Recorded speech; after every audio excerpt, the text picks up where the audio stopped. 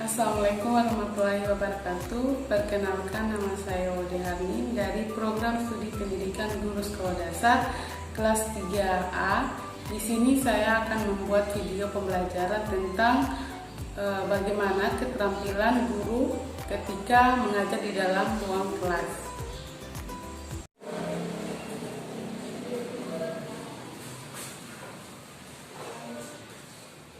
Assalamualaikum warahmatullahi wabarakatuh, anak-anak. Selamat pagi. Waalaikumsalam warahmatullahi wabarakatuh.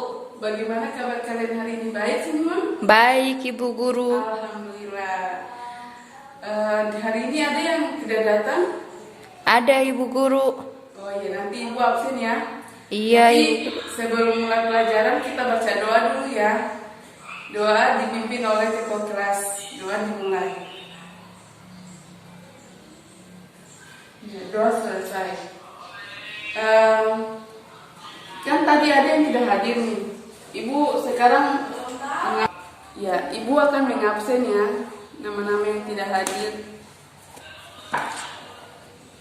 Nabila F. Idris, Hadir, Ibu Guru.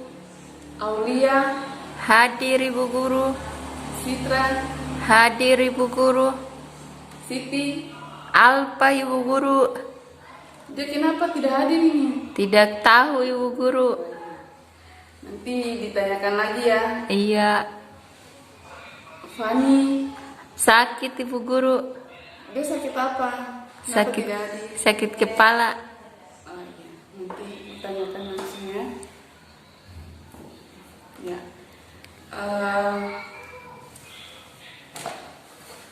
Kemarin ada yang tahu belajar minggu lalu ada yang tahu belajar tentang materi apa? Ada yang tahu? Kalau tidak ada, Ibu kasih ingat kembali ya. Minggu lalu itu kita belajar tentang alat pernapasan pada manusia. Di sini ada yang masih ingat apa-apa saja alat pernapasan pada manusia?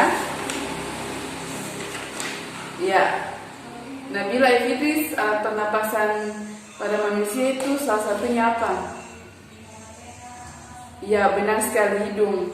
Nah, selain hidung siapa lagi yang mau jawab? Ya, Fani. Ya, tenggorokan. Ya, benar.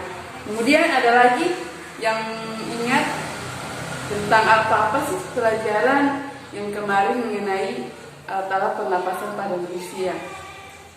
Yang ketiga adalah paru-paru. Ya, di sini ada yang tahu fungsi dari hidung itu apa, tenggorokan itu apa, dan paru-paru itu apa.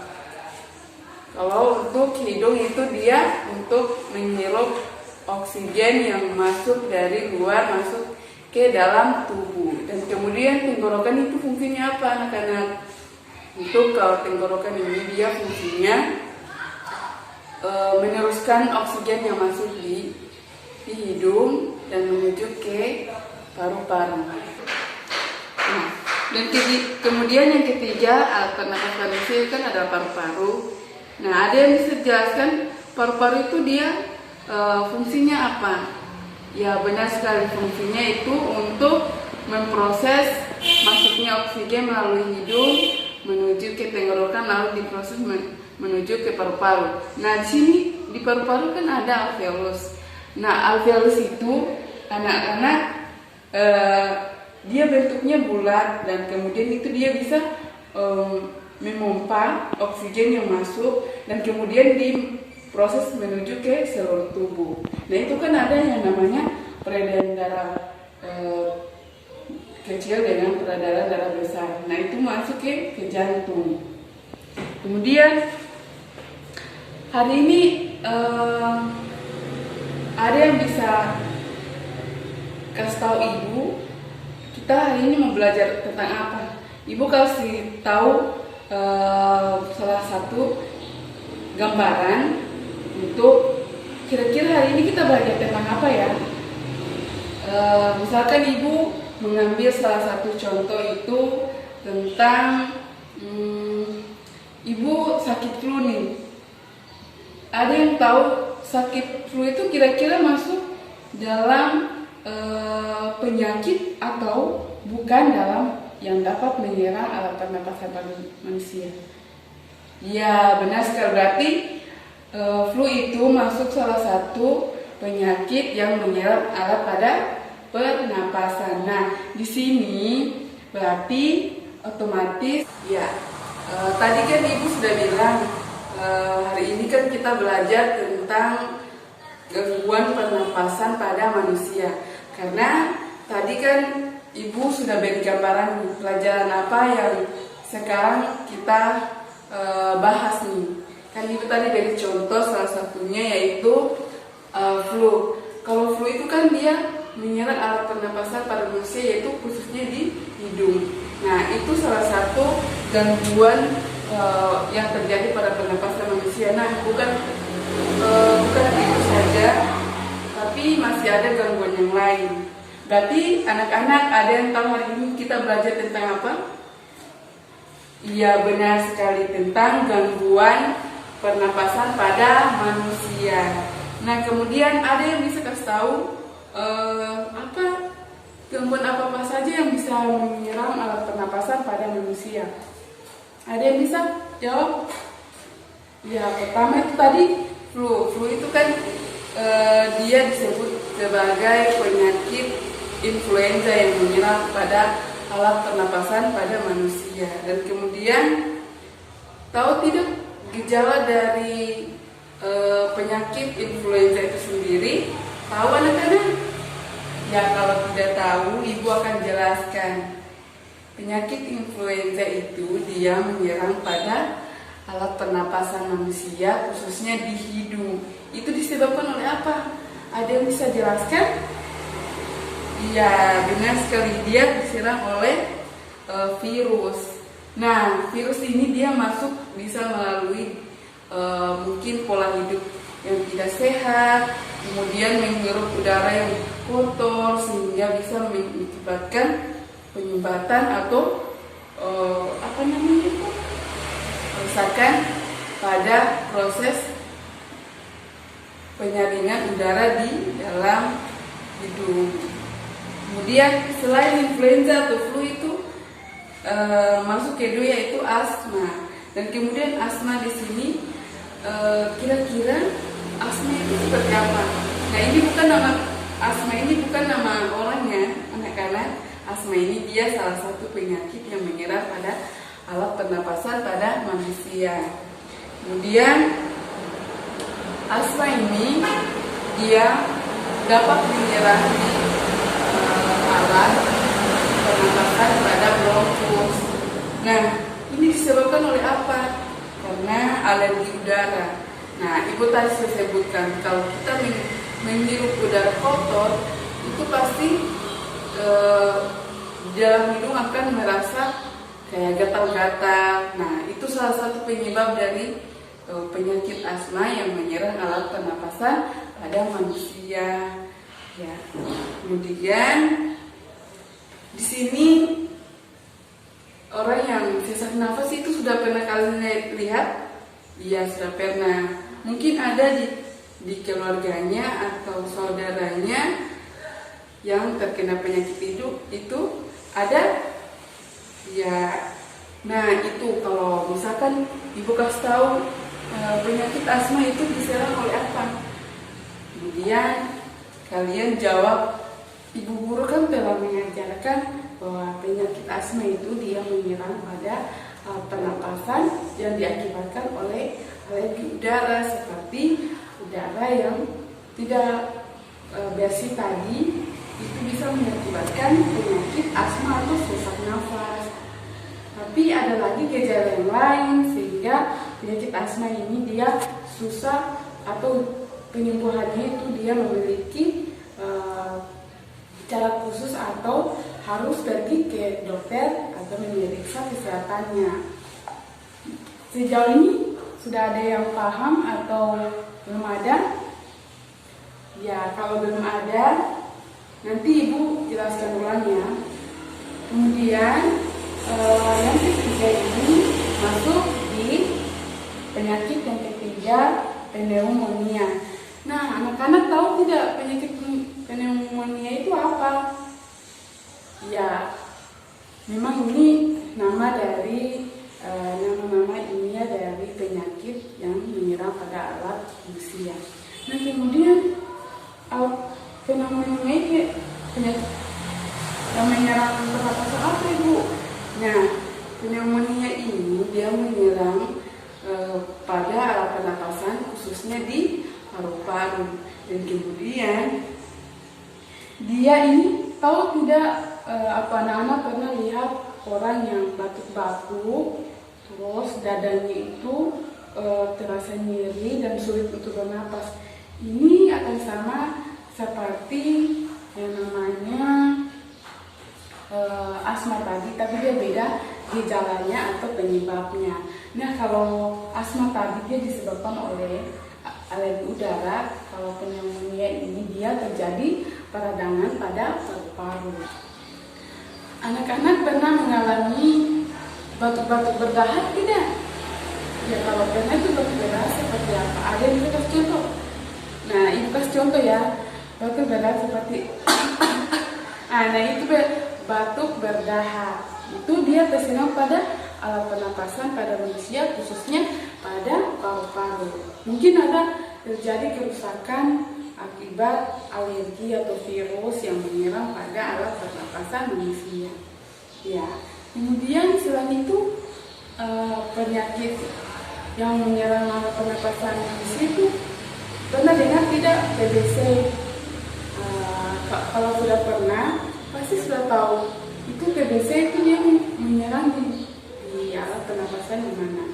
Nah TBC ini dia disebabkan oleh bakteri, dan itu bahkan pola hidup yang sehat itu bisa mengakibatkan penyakit loh pada alat pernapasan manusia.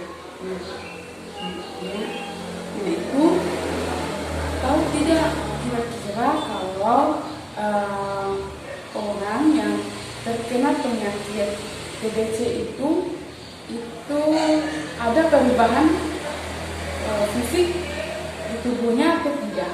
Kalau ada, berarti itu salah satu gejala yang orang terkena penyakit TBC. Nah, anak-anak pernah lihat tidak orang atau kakek, nenek, siapa yang pernah terserang penyakit TBC? Ya, kalau misalkan sudah pernah pasti lihat, mungkin orang itu dia salah satunya itu dia kurus, nah kemudian sering batuk-batuk. Nah kalau orang yang terkena penyakit itu jangan kita mendekati atau harus menjauhi, karena penyakit TBC itu cepat dia menular. Nah menularnya itu dengan cara apa ya? Ada yang tahu? Ya kalau misalkan di sini mungkin dari alat-alat yang dia pegang, atau mungkin biasanya juga bisa itu karena ketika dia bersin dan kemudian keluar cairan-cairan yang keluar dari mulutnya itu mengandung bakteri. Jadi kalau anak-anak harus sering mengingat kalau orang yang bersin itu mesti ditutup begini ya, supaya cairan yang keluar dari mulut itu tidak menyebar kemana-mana. Nah itu alat-alat yang dia pernah gunakan seperti gelas, piring itu harus dipisahkan. Nah kenapa harus dipisahkan? Karena penularannya penyakit TBC itu dia cepat. Apapun barang yang pernah ia pakai itu bisa cepat menular. Nah itu kita harus hindari alat-alat yang dia pakai, khususnya penderita dari TBC. Ya itu. Nah di sini kan tidak mungkin kan kita belajar gangguannya tapi tidak belajar dengan pemeliharaannya. Nah harus belajar tentang bagaimana sih caranya untuk memelihara alat pernapasan kita. Yaitu pertama, otomatis harus memiliki pola hidup yang sehat. Kemudian ini harus rajin berolahraga dan menjauhi atau menjaga kebersihan tubuh kita baik ketika kita mandi, tidur, makan, itu semua harus bersih sehingga bakteri ataupun udara yang masuk di dalam tubuh yang kita hirup itu dia harus sehat atau bersih. Nah itu bisa mencegah dari gangguan pernapasan yang terjadi pada manusia tadi.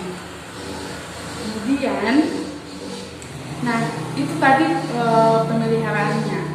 Kemudian setelah itu ibu karena waktu yang sudah menandakan selesai, maka ibu akan sebelum menutup, ibu akan menarik kesimpulan pembelajaran pada hari ini kan tentang gangguan alat pernapasan pada manusia. Dan kemudian ibu di sini akan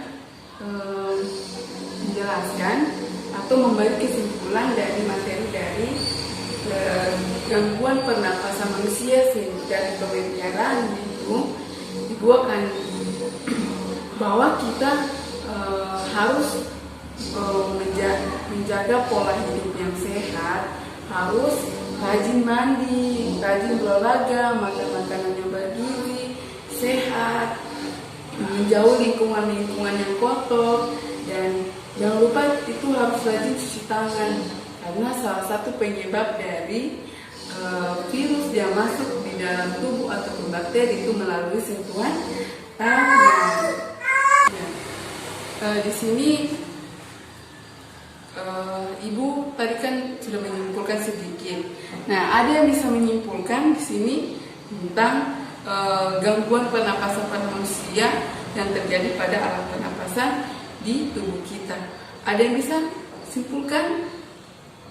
Ya, kalau misalkan tidak ada, maka ibu akan merumuskan atau menjelaskan bahwa kesimpulan dari semua yang kita belajar tentang gejala ataupun gangguan penyakit yang terjadi pada alat pernapasan kita, maka di sini yang diutamakan itu harus pola hidup sehat yang pertama. Kedua, makan makanan yang bergizi, rajin berolahraga, menjauhi lingkungan yang kotor, dan rajin mencuci tangan. Dan kemudian anak-anak kan sering tidur tidak cuci kaki, tidak mencuci tangan, menggosok gigi. Nah itu salah satu penyebab juga terserang penyakit. Jadi mesti hidup sehat. Kemudian ketika sebelum makan tuh mesti harus cuci tangan supaya bakteri yang menempel di tangan itu bisa hilang dengan cara mencuci tangan menggunakan sabun. Ya. Kemudian ini, nah karena waktu yang sedikit, nanti ibu akan masuk pada pertemuan berikutnya dan kita akan belajar materi tentang pernapasan yang lain. Tapi di sini ibu akan memberikan harus kepada anak-anak itu jangan lupa harus belajar di rumah, jangan karena tidak ada ibu guru di rumah, kalian tidak belajar itu kan tidak baik. Harus belajar, tidak harus belajar dengan ibu, tapi belajar dengan orang tua di rumah atau kakak, adik, itu bisa belajar sama-sama. Nah disitu kan misalkan kalau ada pertanyaan yang belum ditahu, nah itu bisa ditanyakan untuk minggu depan, langsung tanya di ibu. Kalau tidak dimengerti nanti ibu tanya. Oke, pokoknya harus rajin-rajin membaca buku, rajin menulis ataupun tentang apa saja, belajar saja tentang apa saja. Kalau tidak dimengerti nanti harus tahu di ibu. Nah, harus mengutamakan kebersihan, rajin belajar, dan ibu akhiri dengan ucapan tetap semangat belajar meskipun tidak harus di sekolah, tapi di mana kita berada itu harus belajar, itu baik di rumah, di sekolah ataupun di lingkungan masyarakat. Itu tempat belajar kita. Ya anak-anak, ini dari sini ada yang mau bertanya? Ya kalau tidak ada yang bertanya, maka ibu akhiri saja dengan ucapan wassalamualaikum warahmatullahi wabarakatuh.